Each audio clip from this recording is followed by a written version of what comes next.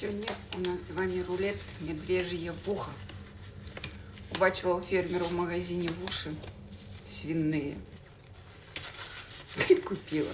Вот уже. Из-за дурной головы руки страдают. Вот. Купила 4 уха, заварила их.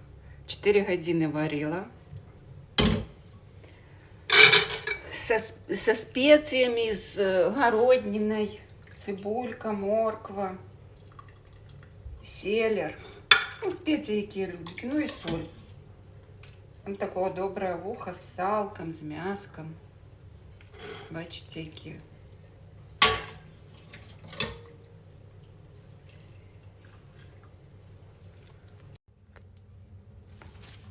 Ось завернула пакетиками. И гнет. Что-нибудь тяжкое поставлю. И в холодильник. Доброй раницы, сябры. Ну что, разрезаем мой а-ля рулет, а-ля медвежье ухо. Бачите, як добре застыл.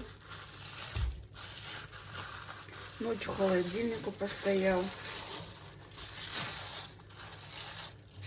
4 ухи купила у фермера в магазине. Добрые такие уши. На конце с салком. В государственных магазинах, ну, у великих магазинах такого нема там. Обрежут сало и нема чего и есть. Одни хрящики. А тут такие добрые ушки попались. Сейчас я вам покажу. О, видно? О, які чудовні. Ухи, ухи, ухи. Берегите ухи. На хлебушек с утра. С кофе солодким. Ой, вечно смачно. Бачите, як.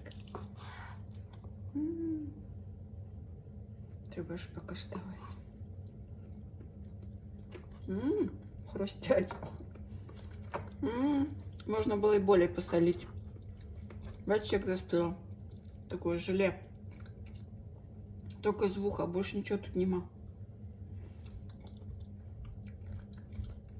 Да, соли Тоня пошкодовала.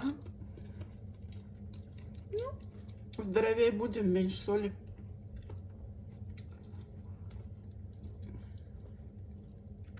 Нам же треба колаген, надо есть и уши, и ноги.